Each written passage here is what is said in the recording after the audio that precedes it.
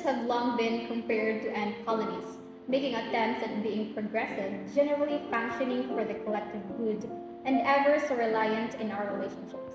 Maybe with family, friends, or the strangers that we see at the coffee shop on Sundays, it's become very important for us to make and gain impressions, whether in the physical space or the web space.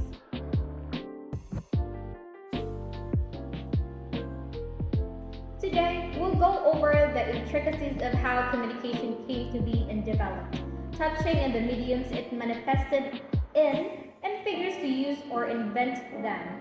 As it happens, computer mediated communication has become so ingrained in our lives, more particularly with our consumption of the world around us, that we'll also go over communication, impressions, and the intersectionality between them.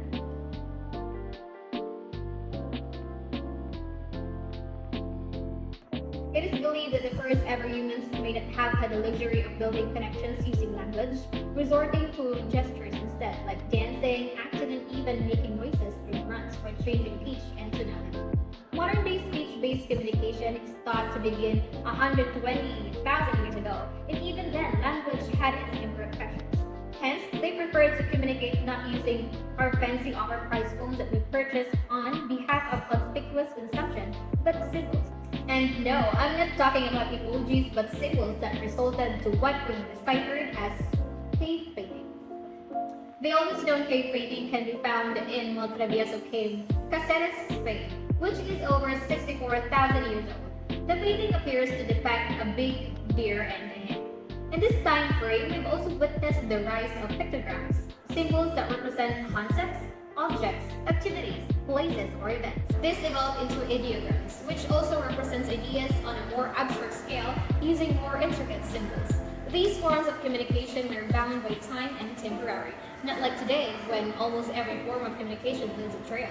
A lot of them could also only be carried out during sunlight, and they couldn't travel very far, if at all. There are various forms of contemporary writing systems written around the Bronze Age and shortly after in the Egyptian times, which we now know as hieroglyphics. These systems heavily focused on the use of symbols. However, it wasn't until 1700 BC that the first alphabetic system was introduced, which consisted of 22 symbols taken and adapted from hieroglyphics. These evolved massively over the past 4,000 years, with variations being created and further adapted along the way. Vowels weren't invented until 750 BC, and phonics, a way of teaching children how to read and write, didn't come about until 500 BC. Sources suggest that it wasn't until the 16th century AD that the modern English alphabet, with 26 letters, was adopted. The development of English alphabet had influences from the Semitic, Phoenician, Greek, and Roman scripts. This introduction of an alphabet system meant that people were now able to write down and send messages to one another. These led to the birth of letters. The first ever letter was sent around 500 BC and was handwritten by the Persian queen Atossa, according to the ancient historian Hellenicus. The invention of the letter meant that the adaptation of communication accelerated due to the fact that it showed the world how easy and convenient communication could be, resulting in more progress being made in the past 2,500 years than the 100,000 before that.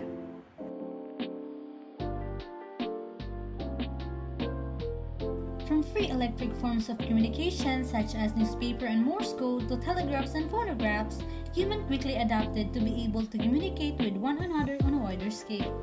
However, it was introduction and advances of technology that resulted in new, more creative solutions being invented.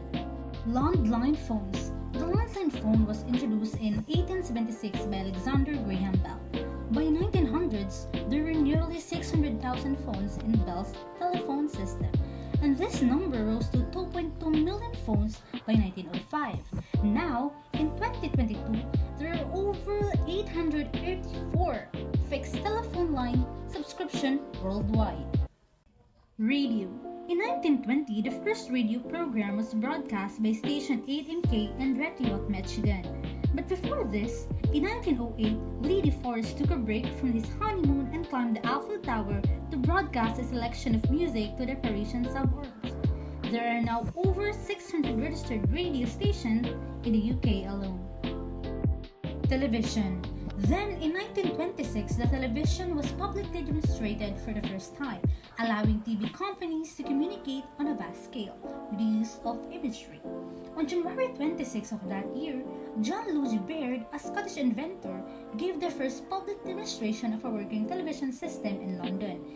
Even when the crowd went wild for this invention, the impact of television in 1926 was limited due to the lack of infrastructure, such as broadcasting station and home receivers.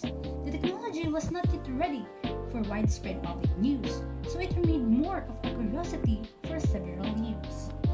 But seeing how it's received and used today in industries such as entertainment, journalism, and others, it's safe to say that the television has found its purpose. Fax. Created by Alexander Bain, fax machine provided people with the ability to copy documents in one location and print them out in another. It allowed its users to send communication almost instantly, even if there are thousands of miles apart. The patent of the first ever version of fax was issued in 1843, meaning it was created before the telephone. However, despite its creation in 19th century, the fax machine wasn't commercially available until 1926, and it wasn't until almost 40 years later that the first modern fax was launched.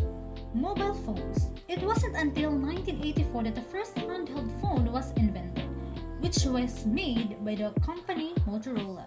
The Dynatac was affectionately known as the Brick and only allowed its users to call one another. In 1992, the SMS was introduced, giving users the ability to type and send messages via their phones. This quickly became the must-have accessory for the wealthy, which then spread to the general public, and by 2000, there were over 738 million mobile cellular subscriptions.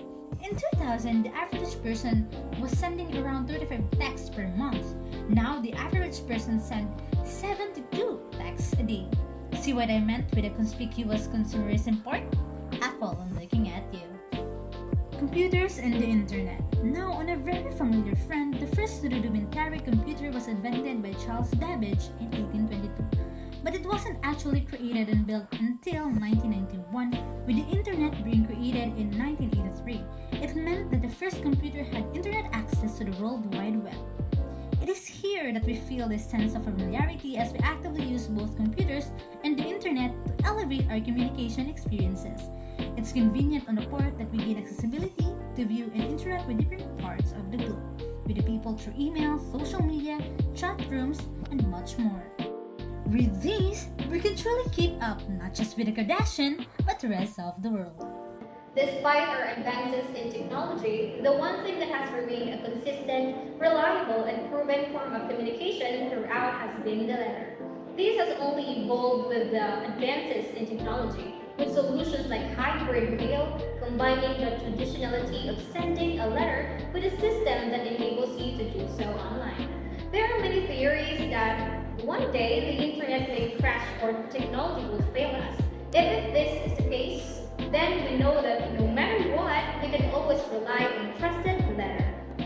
Communication advances now mean we communicate more than ever, merely because it's easy, quick, and reliable. Every minute, 210 million emails are sent, 15.2 million texts are sent, 350,000 tweets are sent, and 4,000 people read Yelp reviews.